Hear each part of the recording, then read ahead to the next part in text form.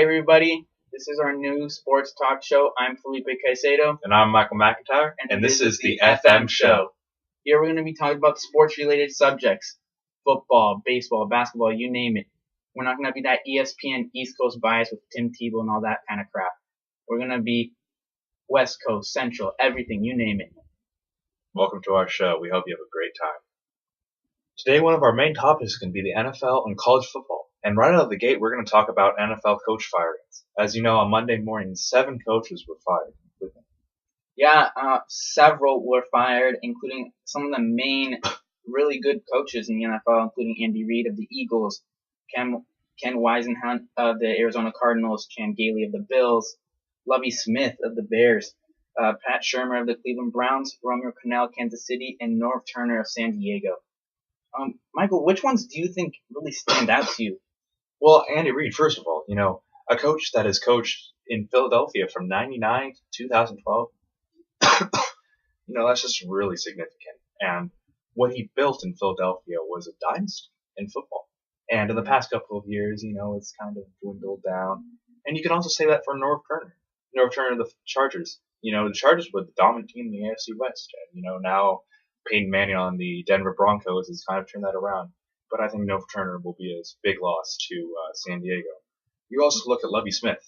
Yeah, he's also built, I think, the biggest dynasty out of all of these, the Chicago Bears. You go to Chicago as an NFL team, and it's really hard to win there. Exactly. The extremely good defense.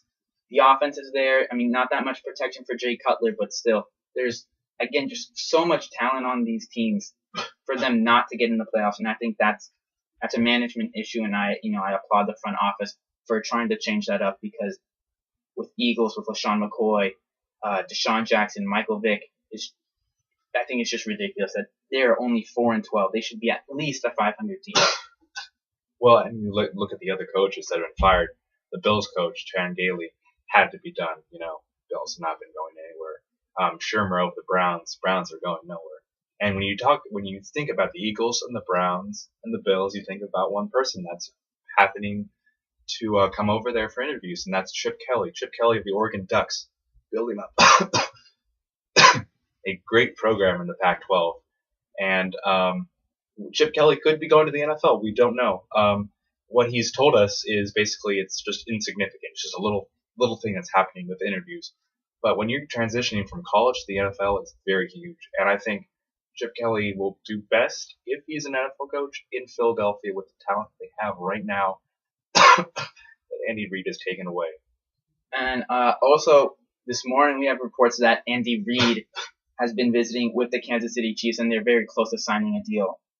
I think, could this go positive, or which way do you think this is going to go for Kansas City? Well, if Andy Reid can win the draft, you can either win or lose the draft. You can get players that are talented, that can be potential. If Andy Reid knows what he's doing, just like he drafted Donovan McNabb, he can do great in Kansas City. If he knows what he did, and he can take what he did in Philadelphia and go to Kansas City and start building up a program that can challenge Peyton Manning, then he has a great chance of doing good in Kansas City. 2 big discussions that are happening right now in the NFL include Rookie of the Year and MVP. And, this is going to be a very interesting race with the MVP. Felipe, can you tell us about our 2 candidates? Yeah, we have 2 really good candidates this year. Different positions, but one of them is Adrian Peterson of the Minnesota Vikings. Running back, coming off that ACL tear, is just doing extremely well right now. He fell, 9 yards short of that Eric Dickerson most rushing yards record, but, he ended up with 2,097 yards, and only 7 players in the NFL have ever done that in history. So that's a pretty incredible feat. Only 12 touchdowns to show for it, but still amazing season for Adrian Peterson. And the next guy is, Peyton Manning, one of the greatest quarterbacks probably to live in the NFL. He finished with 4,659 passing yards, 37 touchdowns. He broke 400 career touchdowns and broke the record for also most fourth quarter comebacks in history. So, and they're both in the playoffs too. So, I mean, who do you think is going to win this one? I'm going to go with Adrian Peterson. Taking Minnesota First of all, staying with Minnesota. He had plenty of chances to go to other teams, and other teams wanted him. But he decided to stay where he could do better and do best, and that's Minnesota. And he's really shown that. Minnesota going to the playoffs in that last second win against Green Bay, and that was a fantastic game, I have to say. So it'll be interesting to see what happens in the playoffs. And Adrian Peterson, if he can do well in the playoffs, as we will predict later in the show, he will have a name for himself, especially in the MVP voting. But don't count out Peyton Manning. I'm gonna have to go with Peyton Manning on this one. A little biased here, but I'm gonna have to say Peyton Manning coming back from that neck injury. When people say neck injury football not gonna turn out well, and Peyton Manning just he just blew that off his shoulder and said I'm gonna do this and I'm gonna do it right, and he comes out and he has a fantastic season. Now moving on to the Rookie of the Year, we have 3 really good candidates. RG3 of the Washington Redskins, Andrew Luck of the Indianapolis Colts, and the kid from Wisconsin, Russell Wilson of the Seattle Seahawks. Nobody expected this guy to do anything, but he comes out strong and he led them to the playoffs. What do you think? Well, Russell Wilson, he has just been doing really well. And when you look at this guy in the pocket and when he's ready to pass, we Seattle fans are now starting to see balanced offense, balanced rushing, and balanced passing. We have always been a rushing team. Marshawn Lynch has been on our backs. Now we have Russell Wilson in the passing attack. It's been fantastic. He will pass. He will scramble. He once did a 29-second play against San Francisco, eluding the pressure in order to get the first down, and he eventually did. He can get you the first down by rushing it himself or passing it, whether he's pressured or not. He's really my top choice for the Rookie of the Year. Yeah, I hate to say it, but I think Andrew Luck, for me, is out of the question. I mean, to have that incredible year bringing Indianapolis from what they were last year, disastrous season, to a playoff berth, but I just don't think he has that veteran type of mentality that RG3 and Russell Wilson already have. And I think that first playoff game, which is going to be Washington and Seattle, 2 rookie quarterbacks, I think that's really going to decide who wins that Rookie of the Year. Yeah, I agree. The winner of that game will definitely be the front runner and the eventual winner of the Rookie of the Year. And now onto the NFL playoff picture with Felipe's picks for the NFC and the AFC playoffs. Let's take a look. All right, I have my NFC playoff picture this year for the 2013 playoffs. First, we have the Minnesota Vikings facing the Green Bay Packers at Lambeau Field in Green Bay. With Adrian Peterson and Christian Ponder, I think that's just going to be too much for the Green Bay Packers. I'm picking the Minnesota Vikings over the Green Bay Packers. Next, the Vikings will be facing the top-ranked NFC team, the Atlanta Falcons. The Falcons have extremely good at home, but again, Adrian Peterson, best running back in the NFL. Too much. Vikings go to the NFC Conference Championship. Down here in the second NFC wildcard game, we have the Seahawks and the Redskins. Seahawks with the best defense in the league. And then we have 2 top-performing rookies, the Seahawks with Russell Wilson and Washington with RG3. It's going to be a really good game, I think, but the defense of Seattle is going to make the difference, so Seattle will move on. Next, we have San Fran. San Fran and Seattle, 2 NFC West top rival teams. But again, Seattle with the defense, they've shown it at the last meeting between them just a couple weeks ago. Seattle's going to make it to the NFC Conference Championship. Now we have Minnesota and Seattle in the NFC Conference Championship. Both teams met earlier. Seattle with the win. Adrian Peterson is going to be a great factor for Minnesota. But the defense again for Seattle is going to carry them to the Super Bowl. So I believe Seattle is going to be the team to beat this year in the NFC playoffs. All right, now moving on to the AFC playoff picture. First, we have the Indianapolis Colts visiting the Baltimore Ravens. Indianapolis with Andrew Luck, and the Ravens, pretty good defense. I think that's just going to be a little bit too much for Andrew Luck, and I think Baltimore is going to take that one. Baltimore now goes to the number 1 team in the NFL, the Denver Broncos. The Denver Broncos with one of the greatest quarterbacks in the NFL, Peyton Manning. Peyton Manning, I think, is just given that. I think it's just going to be a little bit too much. I'm going to go with Peyton Manning and his Denver Broncos to the AFC Conference Championship. Next, the second wild card game is the Bengals visiting Houston. Houston on a little bit of a cold streak right now, but I think Houston is just too good with Arian Foster. They have a pretty good defense. I think at home it's just going to make the difference. Houston is going to take it, and they're going to go visit the New England Patriots. They had a previous encounter. New England took the win in that one. Houston looking for revenge. I don't think so. Tom Brady, too good. Wes Welker, Rob Gronkowski is just going to take that one.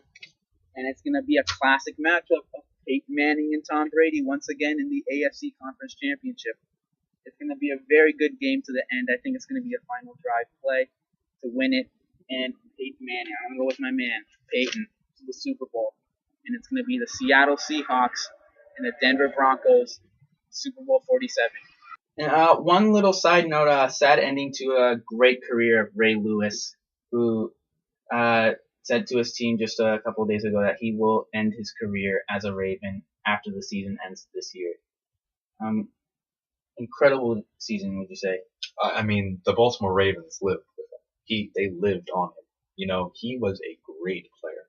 The defense of the Ravens is not going to be the same anymore, unfortunately. With the players like Ed Reed, Ed Reed and Ray Lewis were dynamic individuals. He's one of the best linebackers in the league. He caused 50 career turnovers, including interceptions and fumbles, and 1,567 tackles and 41.5 sacks in his whole career. I mean, you only get one of those players once in a lifetime, and it's sad to see his career go. But if Baltimore can do great in the playoffs, they have a chance to do great in the playoffs. Then Ray Lewis, I think, will end with a great note. And this team, is disappointed that Ray's leaving, but with the history of success with Ray Lewis, I've been very impressed with Baltimore. Always one of my favorite players.